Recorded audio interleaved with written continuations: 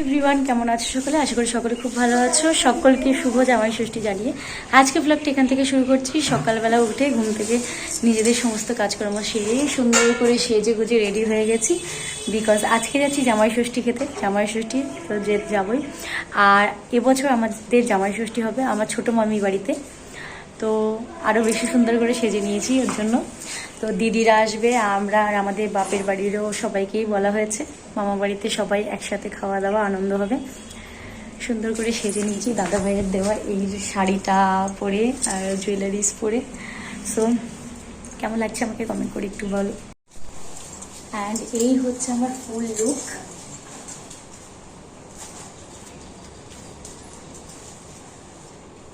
সুন্দর করে সেজে একদম রেডি হয়ে গেছি।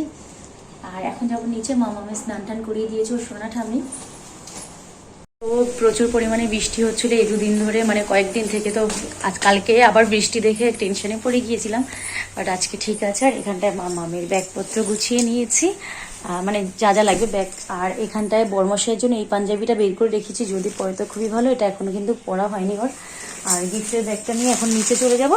আর মামামকে রেডি করে দিয়েছে ওর পিমনি।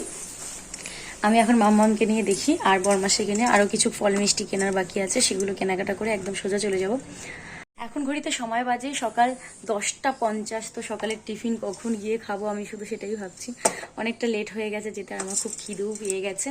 তাড়াতাড়ি যাই, নাহলে বরমাসে আবার রাগারাগি করবে। এমনিতে ওর সাথে দেরি করে ঘুম থেকে ওঠা নিয়ে আর রাগারাগি আমি করছিলাম, আর দেন এখন আমার দেরি হয়ে গেছে। মামা সেজে গুজে রেডি। মামাকে এমনি কিছু সাজায়নি, শুধু জামাটা পরানো হয়েছে। আর এই যে আমাদের হ্যান্ডসাম বয় ঘুরো।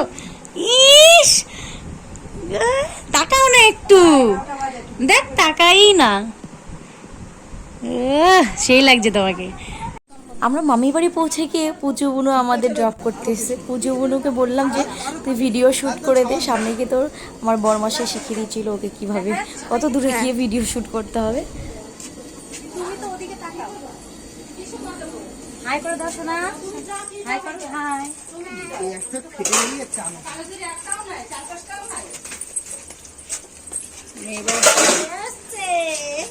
জামাই বাবুকে তো জামাই সেজে এসেছে পাঞ্জাবি পরে। চলো তুমি চলো। জামা কাপড় পরতে না স্নান করতে পারে। জুতো খুলে মা, জুতো খুলে।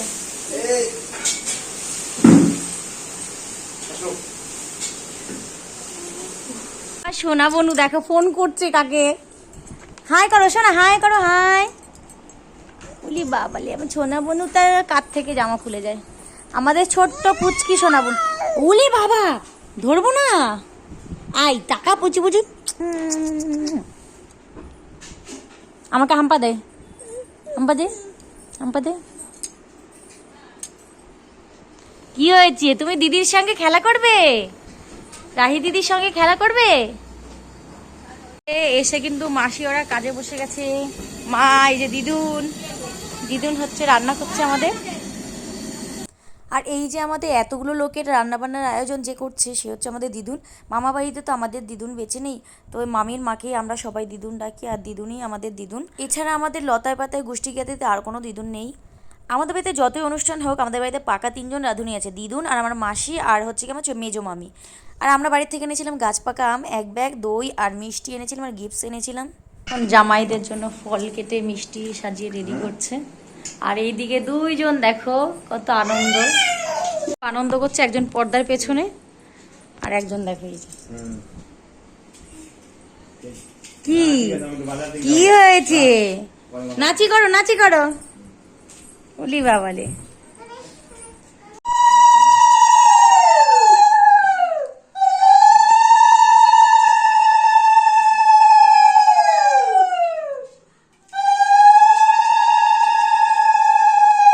এবার যেহেতু ছোটো মামির বাড়ি জামাই ষষ্ঠী, তাই সবার আগে ছোটো মামি কিন্তু বড়মশাইকে ধান দুব্য দিয়ে আশীর্বাদ করে নিয়েছে।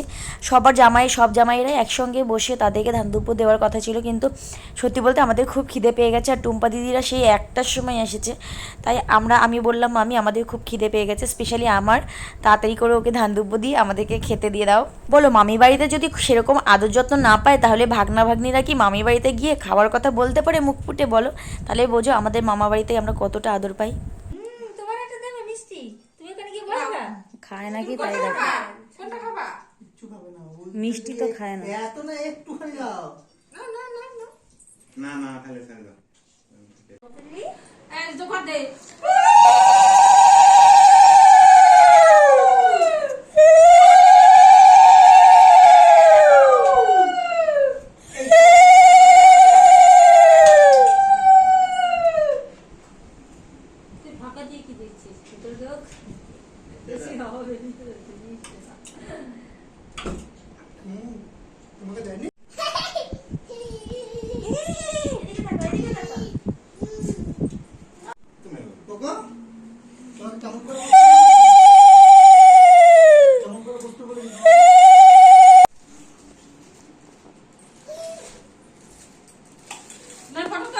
হ্যাঁ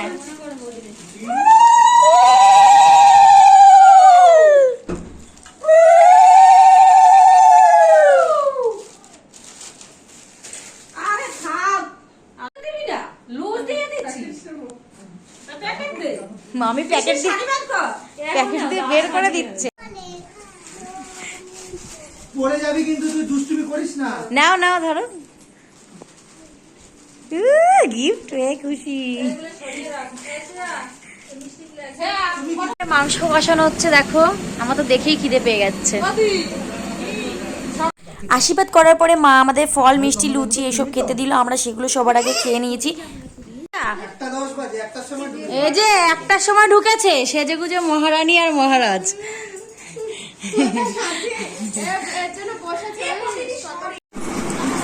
এই যে মেয়ে সেই কাজে বসে গেছে, মেয়ের জামাইয়ের আদর যত্ন করার।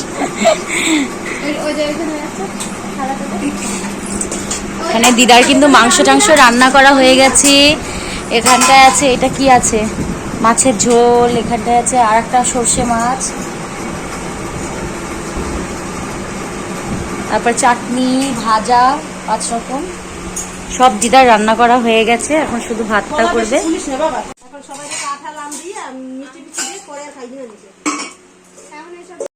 এইখানটা দেখো টুম্পা দিদি আর আমি মিলে বসে পড়েছি কাঁঠাল ভাঙতে। তো কাঁঠাল কে ভাঙবে ওর জন্য আমি বসে পড়েছি। কাঁঠাল আমি ভালো ভাঙতে পারি। তো এই কাঁঠালটা স্পেশালি গলা কাঁঠাল ছিল। গলা কাঁঠাল হলে কি হবে, কাঁঠালটা না খুব মিষ্টি ছিল।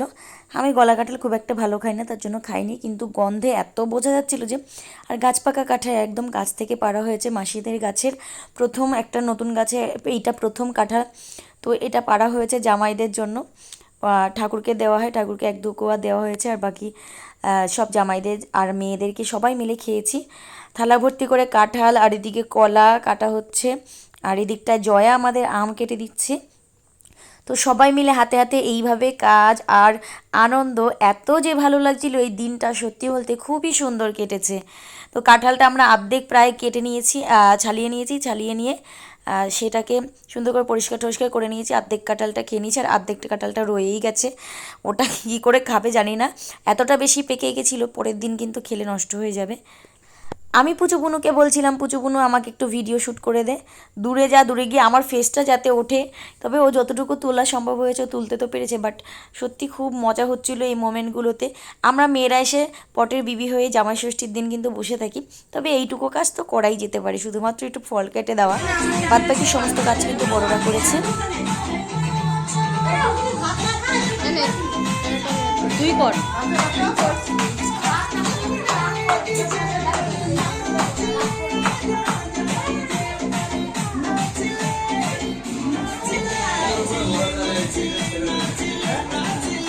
নাচে তিনি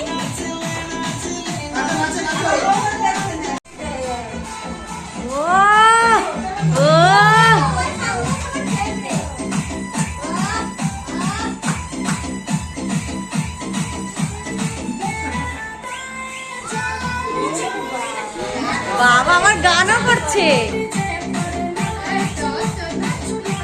শোনা বলো নাচো।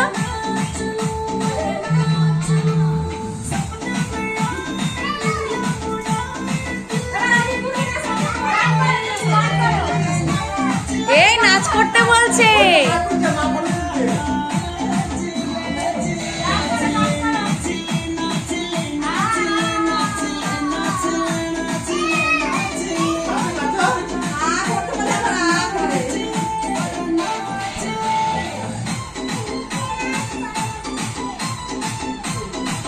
বেসরে তো দেখায়, সবাই খায়, কেউ না খায় থাকে না, তাই তো।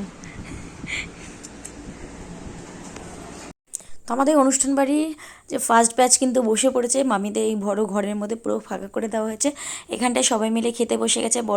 প্রথমে বড়দেরকে খেতে দেওয়া হয়ে দিয়েছে, কারণ বড়রা খেতে বসবে। আর এখানে ছোট্ট দুটো পুচকি বাচ্চাও বসেছে, ওদেরকে খেতে দেওয়া হয়ে গেলে পরে আমরা খাবো।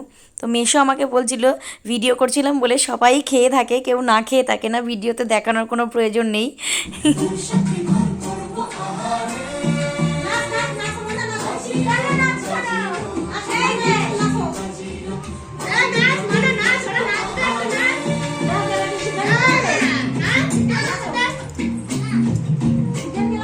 এদিকে ঘর চিনি, এদিক ঘর।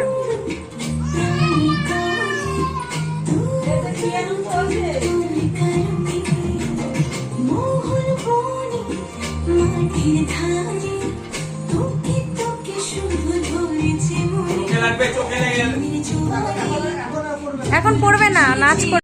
পরে টুম্পা দিদি আর জামাইবাবু আসার পরে ওদের জন্য আবারও ফল টল কেটে মিষ্টি রেডি করা হচ্ছে। এদিকে মাসি কিন্তু আশীর্বাদের জন্য প্রদীপ জ্বালিয়ে নিচ্ছে, কারণ টুম্পা দিদিরা একটু লেট করে এসেছে। আমরা সকাল সকাল চলে এসেছিলাম, খিদে পেয়ে গেছে বলে আমরা আগে খেতে বসে গেছি, ওর জন্য আমাদের আগে দেওয়া হয়ে গেছে, বলেই দিয়েছি প্রথমে।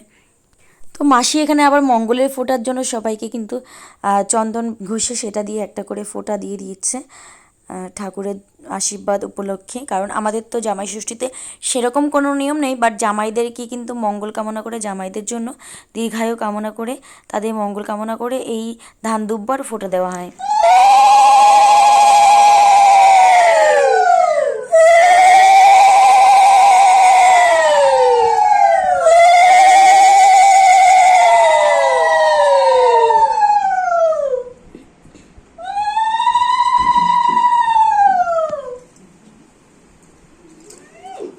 ওদিকে আসো,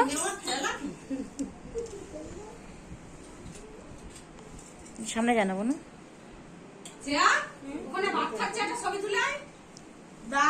এখানে আমরা তুলছি দুজনে, তুই যা।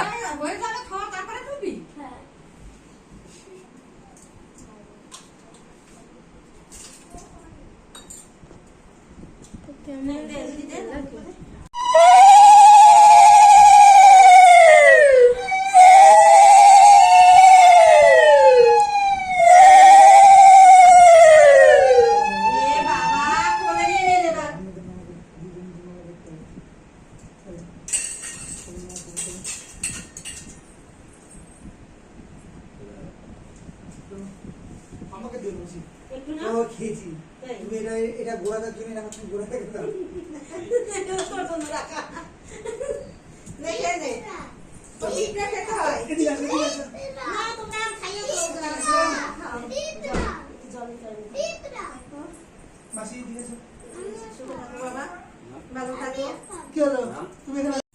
এদিকটা এখন জামাইদেরকে খেতে দেওয়া হচ্ছে। তো দিদুন আর মামি মিলে দুজনে সুন্দর করে সাজিয়ে জামাইদেরকে খেতে বসিয়ে দিয়েছে।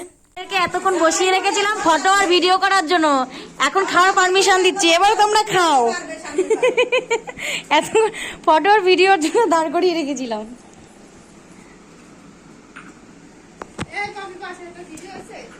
ইয়েস, হয়ে গেছে। দুপুরে খাওয়া দাওয়া কমপ্লিট করে আমরা সবাই মিলে এত সুন্দর একটা মোমেন্ট কাটলাম। দেখো সবাই মিলে কি সুন্দর শুয়েছি, জায়গা ছোট তাতে কি হয়েছে মন অনেক বড়। আর সবাই মিলে দেখো এই একটা ঘরের মধ্যে এতগুলো লোক আমরা শুয়েছি, সেই ছোটোবেলার স্মৃতিগুলো মনে পড়ে যাচ্ছে। অনুষ্ঠান হলে যেমন হতো, বেলা সবাই মিলে সেজে গুজে রেডি হয়ে গেছি। আর আমরা এখন সবাই যাবো ঘুরু ঘুরু করতে। এখানে দাঁড়া সবাই মিলে যাবো একটু ঘুরু ঘুরু করতে। দেখো সবাই সুন্দর করে নতুন একদম জামাই ষষ্ঠী শাড়ি ঠাড়ি পরে রেডি হয়ে গেছে। আর কেউ আছে পেছনে? আর কেউ নেই, কেই দেখাতেই ভুলে গেছি, আমিও কিন্তু চলে এসেছি। আজকে কিন্তু আমাদের ষষ্ঠীতে মানে জামাই ষষ্ঠীতে অনেকটা আনন্দ হয়েছে, কারণ এত লোক একসঙ্গে, ভীষণ আনন্দ হয়েছে, মজা হয়েছে।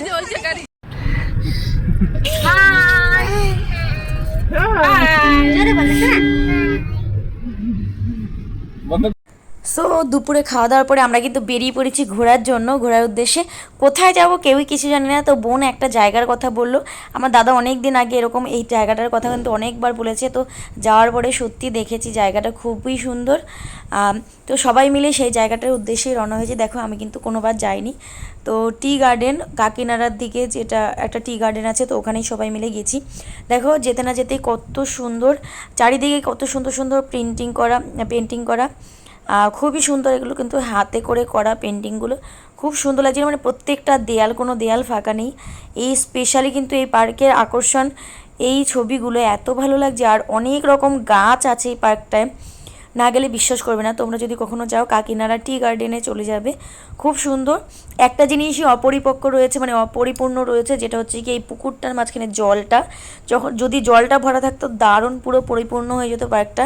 তবে এমনিও কিন্তু খুব সুন্দর, বিকেলবেলা ফ্যামিলি সহকারে টাইম কাটানোর জন্য এই জায়গাটায় যেতেই পারো, খুব সুন্দর লাগবে, খুব ভালো লাগবে, মনোরম একটা পরিবেশ।